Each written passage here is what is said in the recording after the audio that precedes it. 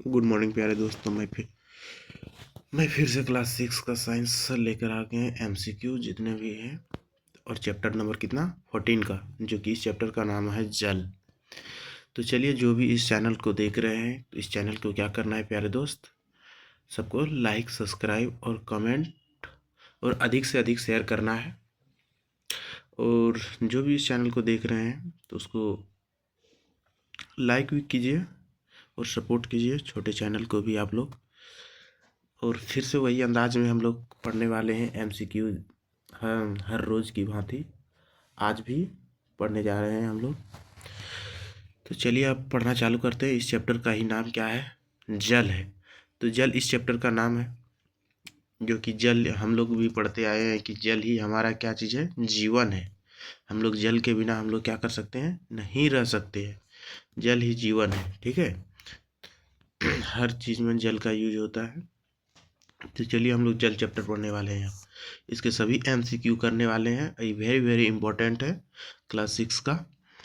तो चलिए अब क्वेश्चन पढ़ते हैं हम लोग ने। पहला क्वेश्चन, या पहला क्वेश्चन क्या है, कहते हैं सर्दियों में कोहरे का दिखने का क्या कारण है। कहता है कि सर्दी में जो सर्दी मतलब अभी ठंडे के मौसम जो है अभी भी है, और क्या कहता है कि इसमें कोहरा का दिखने का क्या कारण है। मतलब कोहरा जब देखते हैं तो हम लोग क्या कारण है कि कोहरा भी दिखाई दे रहा है।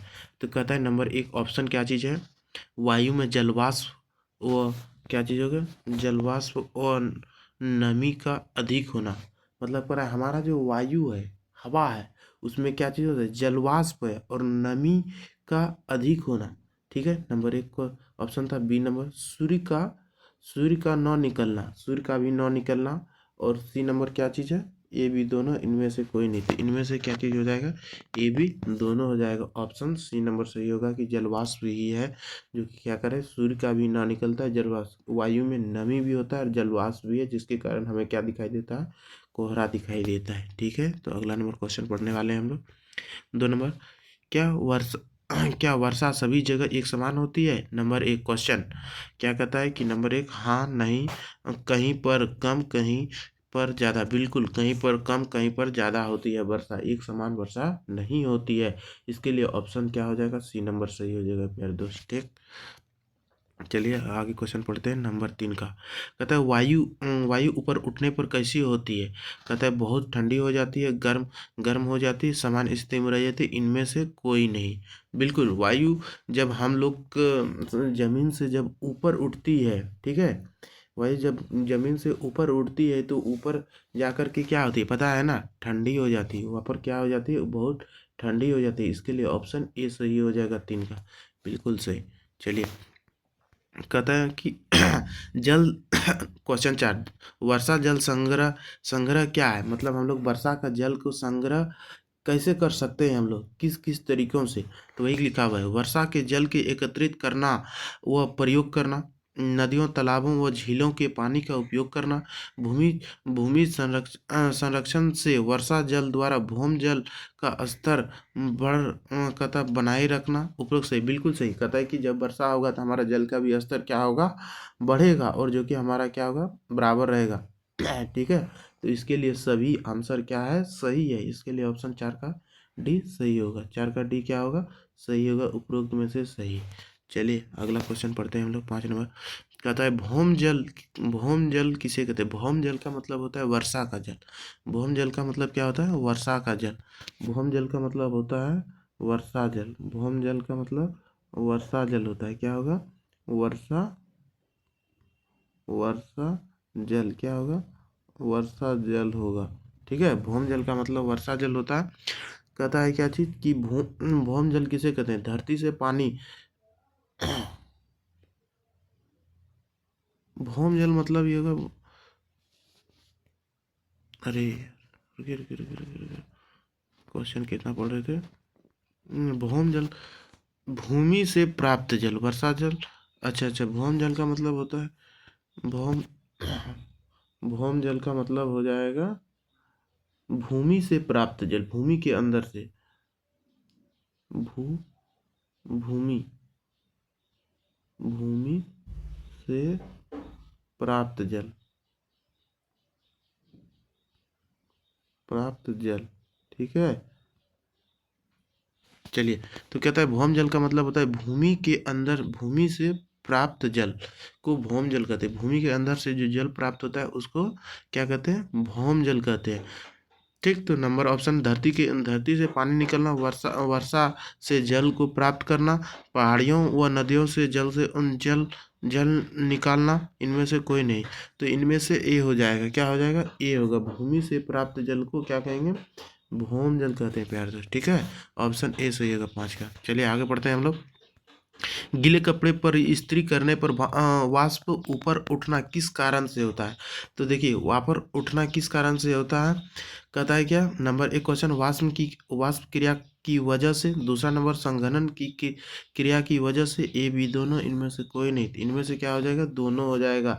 वाष्पन की क्रिया से भी होता है और संघनन की क्रिया से भी होता है। जब हम लोग कपड़े, ठंडे कपड़े को जब हम लोग क्या करते हैं, ये इस्त्री करते हैं, तो जिसके कारण होता है, इसके लिए क्या हो जाएगा, सी आंसर सही हो जाएगा, ठीक है। इसके लिए सी आंसर सही होगा। चलिए आगे बढ़ते हैं। कहता है सूर्य के प्रकाश में वाष्प कैसे होता है, जल्दी से, धीरे धीरे, धीरे धीरे, बहुत कुछ देर बाद। तो जब सूर्य का प्रकाश उगता है तो देखते होंगे कि ये क्या होता है कि कोई भी गीला पदार्थ जल्दी से ही क्या होता है, सूख जाता है। तो वही कहता है कि सूर्य के प्रकाश में वाष्पन कैसे होता है, तो ये जल्दी जल्दी होता है। कैसे होता है, जल्दी जल्दी होता है। 7 का ऑप्शन ए सही होगा प्यारे दोस्त, ठीक है। 8 नंबर क्वेश्चन पढ़ लेते हैं हम लोग। छाया वाले स्थान पर कैसे होता है, वाष्पन, मतलब वही जब कोई कहीं पे पानी उनी होगा तो क्या कर रहा है कि वहाँ पर कैसे होगा वाष्प, मतलब पानी कैसे उड़ेगा, मतलब पानी को धीरे धीरे घटना ही वाष्पन कहलाता है, ठीक है। तो छाया वाले पदार्थ पर जल्दी से होता है, धीरे धीरे होता है, बहुत देर से होता है, इनमें कोई, तो धीरे धीरे होगा। कैसे होगा प्यारे दोस्त, तो ऑप्शन 8 का बी सही होगा, धीरे धीरे होगा। अब कहता है पृथ्वी पृथ्वी के ऊपर उठकर ताप में क्या बदलाव होता है। पृथ्वी जब कहता है कि पृथ्वी के ऊपर उठकर, जब पृथ्वी से कोई अथी क्या कहता है, वाष्प ऊपर उठता है, तो वहाँ पर ताप क्या होता है पता है। ताप वहाँ पर क्या होता है, ताप कम हो जाता है, ताप बढ़ जाता है, ताप न बढ़ता है न घटता है, ताप समान स्थिति में रहता है। तो हम लोग अभी अगला क्वेश्चन में ही पढ़े थे कि ताप जब कोई वाष्प जब धरती से ऊपर उठता है तो उसका ताप क्या होता है, कम हो जाता है। ताप क्या हो जाता है, कम। ऑप्शन 9 का ए सही हो जाएगा, ठीक है। तो चलिए अगला क्वेश्चन पढ़ते हैं, 10 नंबर। जलवाष्प होने जलवा जलवाष्प होने के बाद क्या शेष रह जाता है। कहता है जलवाष्प, जब हम लोग क्रिस्टलीकरण करते हैं तो जलवाष्प हो जाता है, तो उसके बाद हम लोग के पास क्या रह जाता है पता है, नमक, पानी, हवा, उपरोक्त डी कोई नहीं। तो जलवाष्प होने के बाद हम लोग को नमक रह जाता है। 10 का ऑप्शन ए सही होगा, जलवाष्प होने के बाद, ठीक है। तो अगला नंबर क्वेश्चन, भौम जल भौम भौम से जल कैसे निकाला जाता है। देखिए, भूमि के अंदर से भौम जल, उसको कहते हैं भूमि के अंदर से, जमीन के अंदर से भौम जल। तो देखिए, हैंडपंप से, नलकूप से, कहता है ट्यूबवेल से, उपरोक्त में से डी, बिल्कुल। तो हम लोग क्या निकालता है, सभी से निकालते हैं, हैंडपंप से भी निकालते हैं और नलकूप से भी निकालते हैं, ट्यूबवेल से भी निकालते हैं। इसके लिए 11 का डी सही हो जाएगा, सभी से निकालते हैं। 12 नंबर, झरनों व नदियों में पानी कहाँ से आता है, पहाड़ों से, वर्षा से, ए बी दोनों से, बिल्कुल ए बी दोनों से आता है।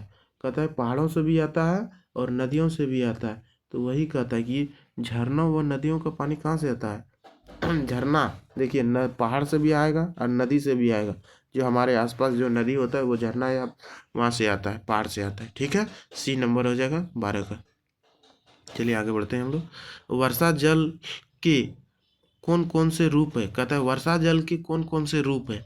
तो नंबर एक क्वेश्चन है, ओला, हिम, और कहता है क्या, ओस की बूंदें, उपरोक्त डी। तो वर्षा जल का देखिए, ओले, ओले का मतलब हम लोग समझते हैं, ओले क्या चीज़ होता है। ओले ओले ओले जो होता है, क्या होता है पता है ना, गर्मी के दिन में पड़ने वाला कोई ठोस पदार्थ।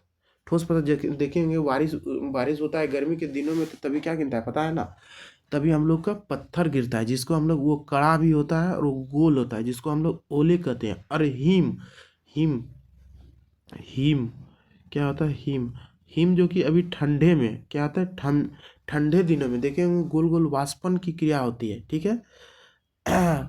हिम एकदम वाष्पन होगा जो कि पानी टाइप का होगा, जिसको हम लोग क्या कहेंगे, हिम। और ओस देखे होंगे क्या चीज़ की, कभी क्या कहता है कि ओस कहीं पर हम लोग बारिश के दिन ये कहता है सर्दी, अभी ठंडे के दिन में क्या होता है, कहीं पर कोई पदार्थ है रखा हुआ है, वहाँ पर पानी का पड़ जाता है, हर जगह पे, पूरे जगह पे एकदम देखिएगा भीग जाएगा, जिसको हम लोग ओस कहते हैं। और हिम जो कि हम लोग कहते हैं कि हिम हिम अभी टपकेगा ऊपर से एकदम गोल टाइप का, यदि जाड़ा के दिन में गोल गोल टपकेगा, बड़ी बड़ी बूंदे टपके, जिसको हम लोग हिम कहते हैं। इसके लिए क्या होता है, ऑप्शन डी सही हो जाएगा 13 का, कि वर्षा के कौन कौन से रूप है, तो उपरोक्त डी है। क्या है, उपरोक्त डी होगा सही। ठीक है, चलिए तब आप लोग समझ गए होंगे, 13 का डी सही होगा। चलिए आगे चलते हैं अब हम लोग। पौधे में वृद्धि के लिए डैश की आवश्यकता होती है, जल की, मानक की, कार्बन डाइऑक्साइड की, नाइट्रोजन की। बिल्कुल, तो पौधे में वृद्धि के लिए नाइट्रोजन की भी आवश्यकता होती है और जल की भी आवश्यकता होती है। ठीक है, तो प्यारे दोस्त क्या होगा, ऑप्शन क्या होगा, दोनों का दोनों हो जाएगा। ठीक है, डी हो, ए और ये भी होगा। लेकिन कार्बन डाइऑक्साइड भोजन बनाने के लिए होता है, किस चीज़ की आवश्यकता होता है, भोजन बनाने के लिए। लेकिन वृद्धि के लिए क्या होगा, जल भी, नाइट्रोजन भी। चलिए इसके लिए हम लोग क्या मार सकते हैं, जल भी मार सकते हैं, नाइट्रोजन भी मार सकते हैं। ठीक है, ऑप्शन दोनों है यहाँ पर। चलिए आगे बढ़ते हैं हम लोगों को। कहता है कुएं को पानी कहाँ से मिलता है, देखिए भूम जल से, वर्षा जल से, ये भी दोनों से। बिल्कुल, कुआं में जो पानी है वो भूम जल से भी मिलता है और वर्षा जल से मिलता है। इसके लिए ऑप्शन क्या हो जाएगा, सी सही हो जाएगा, ये 15 का। आगे पढ़ते हैं हम लोगों ने।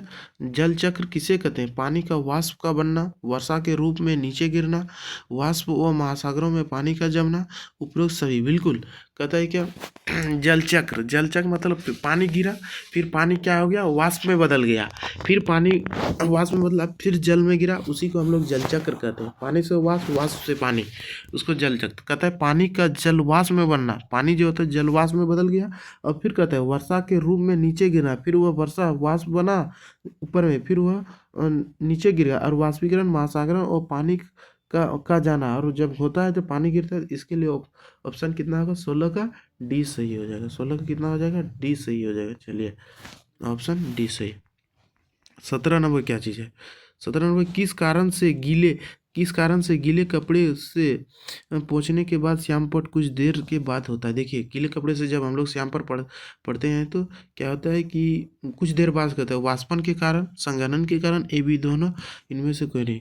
तो बिल्कुल क्या होगा, सी नंबर, वाष्पन कहता है, वाष्पन के कारण और संघनन के कारण। इसके लिए ऑप्शन सी सही हो जाएगा। ठीक है, 17 का सी सही होगा, संघनन और उसके कारण, वाष्पन के कारण। कहता है कि भारी वर्षा, क्या कहता है कि, ये ले अब, तो चलिए अब फिर से पढ़ने वाले हैं कि भारी वर्षा होने पर क्या प्रभाव होता है। कहता है कि अधिक यदि बारिश होगा तो क्या क्या प्रभाव होगा। 18 नंबर क्वेश्चन, तो बाढ़ आ सकती है, नदियों, तालाबों, झीलों का स्तर बढ़ सकता है, और जान माल की अपार हानि हो सकती है, उपरोक्त बिल्कुल हम लोगों ने पढ़ा है क्या चीज़, कि अधिक वर्षा होने पर क्या हो सकता है, कि जान माल की क्या हो सकती है, हानि भी होती है। जब नदी नालों की, तालाब के स्तर के पानी बढ़ जाता है और बाढ़ भी आ सकती है।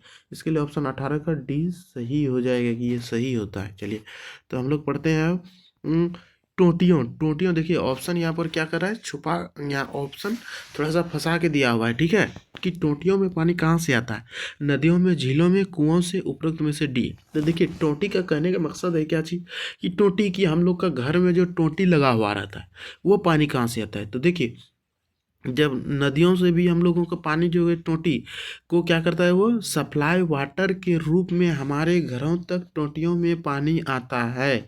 नदियों से भी आता है, झीलों से भी आता है, कुओं से। कि इसके लिए ऑप्शन क्या हो जाएगा, ऑप्शन ऑप्शन डी सही हो जाएगा 19 का। चलिए तो 19 डी सही हो गया।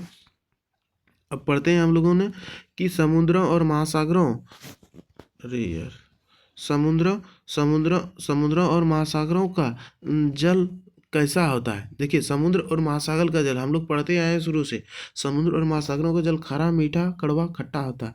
तो हम लोग का समुद्रों का जल क्या होता है, खारा होता है, जहाँ अधिक नमक पाया जाता है।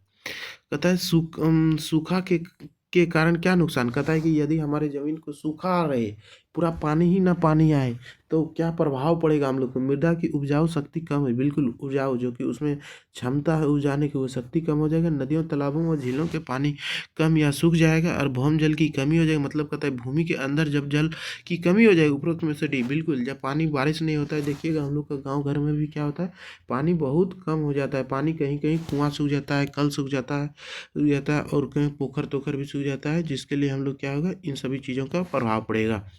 कहते हैं वर्षा तथा जल के रूप में गिरा जल वाष्प कहाँ चल जाता है? देखिए जल वर्षा तथा जल के रूप में गिरा जल वाष्प, मतलब जल वाष्प, वही वर्षा तथा जल के रूप में गिरता है जो जल वाष्प, वहाँ से वो कहाँ चल जाता है? समुद्र में, महासागरों, ये भी दोनों। बिल्कुल जब बारिश और ये सब जल वाष्प गिरता है तो हम लोग का समुद्र में ही चल जाता है। कहता है राइम राइम ऑफ द इनसिएंट मेरिनल कब लिखी गई थी? एक ये है, क्या है? कहता है राइम ऑफ द एंशिएंट मेरियल कब लिखी गई थी? इसका कब लिखा गया था? 1798 में, 1798 में लिखा गया था। ठीक। पृथ्वी से ऊपर उठकर ताप में क्या प्रभाव पड़ता है? तो अभी हम लोग पढ़े थे, पृथ्वी से ऊपर ताप का क्या प्रभाव होता है? ताप में कम हो जाता है, ताप में बढ़ जाता है, ताप ना बढ़ता है ना घटता है, ताप सामान्य स्थिति में ताप कम हो जाता है जब ऊपर उठेगा तो। कहता है भौम जल कैसे निकाला जाता है? हैंडपम्प। इस तो इसको भी तो क्वेश्चन अभी पढ़े थे, इसके लिए सटासट हम लोग मारते हैं, डी सही होगा, आप लोग देख लीजिएगा। जलवाष्प किसे कहते हैं? देखिए पानी के ऊपर उठने की क्रिया को, पानी को दबने की क्रिया, पानी को बहने की क्रिया, पानी का बर्फ बदलने की क्रिया को पानी क्या कहता है? पानी ऊपर उठने की क्रिया को जलवाष्प कहते हैं। ठीक है, ऑप्शन ए 26 का सही हो जाएगा। कहता है जल को गैस अवस्था में कैसे बदला जा सकता है? जल को गैस अवस्था में कैसे बदला जा सकता है? गर्म करने पर, ठंडा करने पर, कहता है बर्फ जमाने पर, उपरोक्त में से डी। तो क्या कहता है कि जल को गैस अवस्था में कैसे बदला जाता है? गर्म करने पर। देखिएगा कि हम लोग जो है कि जल को गर्म करते हैं तो वाष्प एकदम बहता है, क्या कहता है, उड़ने लगता है। वही कहता है कि जल को गैस अवस्था में कैसे, तो क्या कहता है गर्म करने पर वो गैस अवस्था में बदलने लगता है। ठीक है, इसके लिए ऑप्शन 27 का क्या हो जाएगा? ये सही है, हो जाएगा। 28 का कहता है कि भारत में वर्षा किस मौसम में होती है? देखिए भारत में वर्षा किस मौसम में? तो मानसून, सर्दी, पानी, पतझड़, इस सब मौसम में मानसून में होता है। क्या चीज़ होता है? मौसम मानसून में होता है। 28 का ये सही हो जाएगा। ठीक है, 28 का ये सही हो जाएगा। चलिए आगे पढ़ते हैं अब हम लोग। 28 29 जलवाष्प का संघनित होकर जल बूंदों में बदलना क्या कहलाता है? अच्छा, जलवाष्प जो है वो संघनित, मतलब संघनित होकर, संघनित का मतलब होता है, पता है क्या चीज? संघनित का मतलब होता है कि वाष्प को क्या कहता है? वाष्प जब होता है तो वो द्रव में बदल जाना, उसको संघनन कहते हैं। ठीक है, तो संघनित होकर बूंदों में बदल जाना क्या कहलाता है? जल कणिका कहते हैं। जल कणिका भी कहते हैं इसको हम लोग, जल कणिका कहते हैं। ऑप्शन ए सही हो जाएगा 19 का। वायु में जल कैसे प्रवेश करता है? वाष्पन द्वारा, संघनन द्वारा, वाष्पन और संघनन द्वारा, नाइट्रोजन द्वारा। तो वायु में क्या चीज होता है? वायु में जल कैसे प्रवेश करता है? वाष्पन और संघनन के द्वारा होता है। 30 का सी सही हो जाएगा। अब पढ़ते हैं 31। वायु में तैरती जल कणिकाएं किस रूप में दिखाई देते हैं? बादलों के रूप में, वर्षा के रूप में, ओले के रूप में, आंधी के रूप में। कहता है वायु में तैरती जल कणिका कैसे दिखाई देता है? बादलों के रूप में। बिल्कुल, वायु में जल कणिका कैसे दिखाई देता है? बादलों के रूप में दिखाई देता है।